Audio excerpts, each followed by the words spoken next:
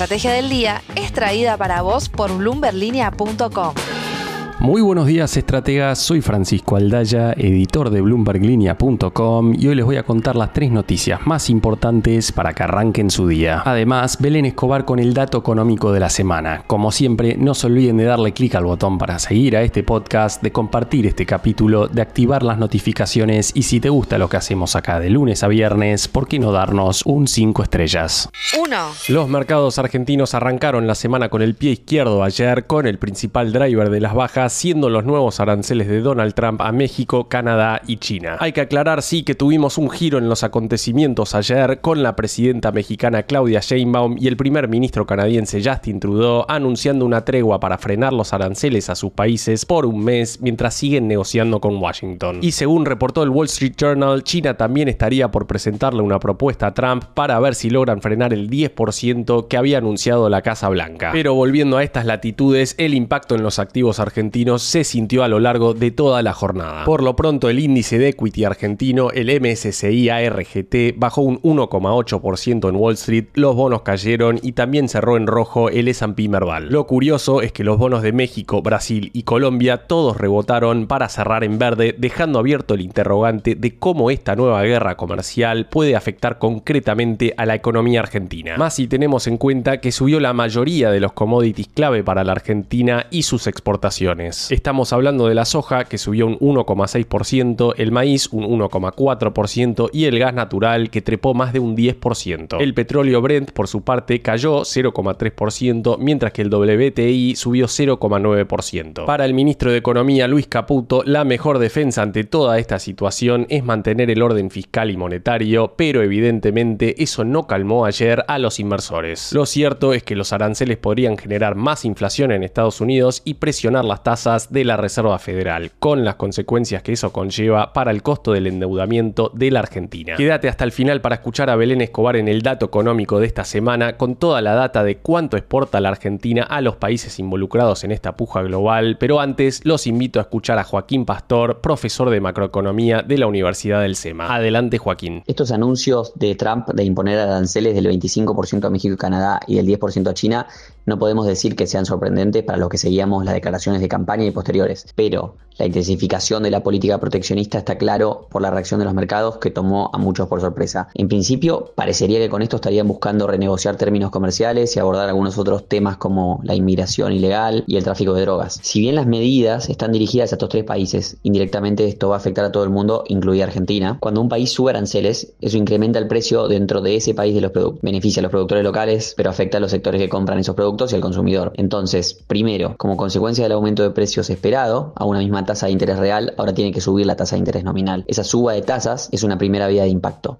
Hoy caían los bonos, incluidos los de Argentina. También caían las acciones. Segundo, a su vez, para compensar el efecto que provoca en los países perjudicados, las monedas de esos países se deprecian frente al dólar. Estuvimos también viendo algo de eso durante la rueda de hoy. Argentina tiene su tipo de cambio atado al dólar de Estados Unidos y eso implica que el peso argentino se aprecia también contra el resto de las monedas. Esto le va a dar de comer a los que hablan de atraso cambiario. Tercero, si esto efectivamente se aplicara, se podría esperar cierto desvío del comercio desde los países actuales a otros países. Es decir, Argentina tendría más comercio con México y con Estados Unidos, que buscarían reemplazar a su antiguo socio. Este desvío del comercio lleva más tiempo en producirse, con lo cual a corto plazo el efecto del tipo de cambio es el más relevante. Y cuarto, está el tema de las represalias, ¿no? ¿Y cómo van a responder los demás países? Bueno, la inestabilidad afecta a las cadenas de suministro, está claro. Hay gente hablando de cómo eso contribuyó a la Gran Depresión de los 30. Hay pocas cosas con tanto consenso en la economía como los efectos negativos del proteccionismo para el desarrollo. La suerte de Argentina es que viene de tantos años de proteccionismo que incluso tiene espacio para seguir integrándose en un contexto donde el mundo se cierra. 2. Después de un enero con pocos movimientos, donde el riesgo país cayó apenas 17 puntos y el S&P Merval en dólares registró una suba modesta de 1,2%, los analistas vienen ajustando sus expectativas para lo que viene para el equity argentino en febrero. Balance Capital recordó que en 2024 el mercado argentino registró su mejor año desde el 2003 con un retorno del 121% en dólares y advirtió en ese sentido que los inversores deberán empezar a acostumbrarse a rendimientos más acotados. Sin embargo, siempre hay oportunidades y destacaron acciones que todavía no recuperaron sus niveles de 2017, como es el caso de IRSA, mientras que se mostraron algo menos optimistas con Aluar, Edenor y Telecom. Grupo Invertir en Bolsa, por su parte, está apostando fuertemente por el oil and gas y bancos, sectores que representan un 35% de su cartera recomendada. Ese portfolio también incluye a YPF con el 15%, Banco Macro también con 15% y Grupo Financiero con 12% y menores exposiciones a empresas reguladas, real estate y materiales. El Morgan Stanley, por su parte, mantiene una postura optimista y recomienda seguir con posiciones largas en renta fija y variable argentina. Sin embargo, tras 4 años consecutivos de retornos exorbitantes en dólares, los expertos coinciden en que 2025 va a exigir una selección más cuidadosa de activos. No te pierdas la nota completa de Juan Pablo Álvarez en bloomberglinea.com.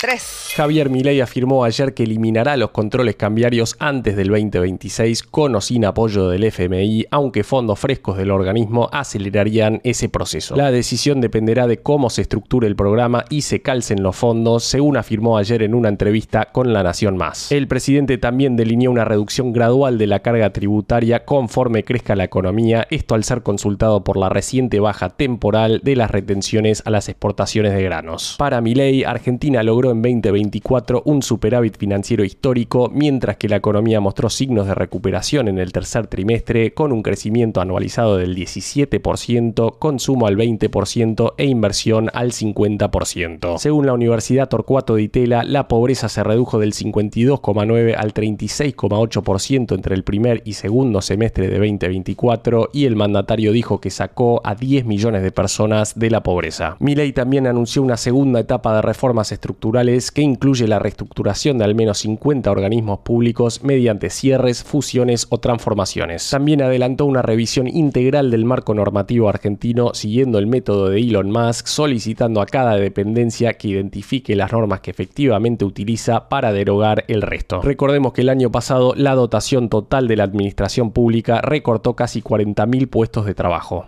Antes de pasar al dato económico, veamos rápidamente cómo van a abrir hoy los mercados. El S&P Merval cayó 3,1% ayer, fue una jornada roja para las acciones argentinas en Wall Street, con caídas de hasta 4,9% para Pampa y solo una suba del 0,9% para Corporación América Airports. Los bonos ley Nueva York también cerraron en rojos de hasta el 0,7%, el dólar blue va a abrir cerca de los 1.220 pesos, el MEP en 1.178 y el contado con liqui en torno a los 1.192 pesos. El Banco Central, por su parte, compró ayer 17 millones de dólares en el debut del crawling peg del 1%, mientras que el riesgo país va a abrir cerca de los 632 puntos. El dato económico. Y ahora, Belén Escobar, contanos un poco más de cuánto exporta la Argentina a Canadá, China, México y Estados Unidos. Y esta semana nos toca hablar de la guerra comercial y del peso de las exportaciones argentinas a los países que están implicados en este conflicto. En el sector privado ya evalúan posibles escenarios para Argentina, riesgos y hasta oportunidades que esta medida de Trump puede significar en un contexto en el que Javier Milei afianza vínculos con el mandatario norteamericano. De hecho, en principio, la baja representación que tiene, por ejemplo, Estados Unidos en las exportaciones de nuestro país acotaría el efecto de esta guerra, aunque también podría ser más adelante motivo de nuevos acuerdos comerciales. Pero ¿de qué peso de participación en las exportaciones argentinas hablamos cuando hacemos referencia a países como China, Estados Unidos, México y Canadá? A través del dato económico de la semana, te cuento que mientras Brasil se consolidó el año pasado como el primer destino de exportación, Estados Unidos implicó el 8% del peso de las exportaciones, China el 7%, mientras que mucho más atrás se encontraron Canadá y México con 1%.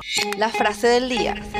Antes de irnos, escuchemos lo que dijo ayer Donald Trump en X. Espero con interés participar en las negociaciones con la presidenta Sheinbaum mientras intentamos lograr un acuerdo entre nuestros dos países. ¿Lograrán México, Canadá y China evitar los aranceles de Donald Trump? ¿Se vendrán para la Unión Europea? Déjame saber qué pensás en la encuesta de hoy.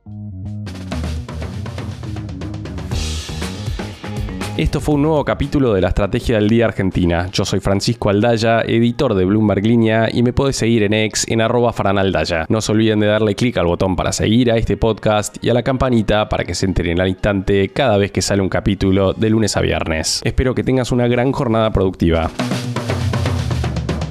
Esto fue La Estrategia del Día Argentina, escrito y narrado por Francisco Aldaya.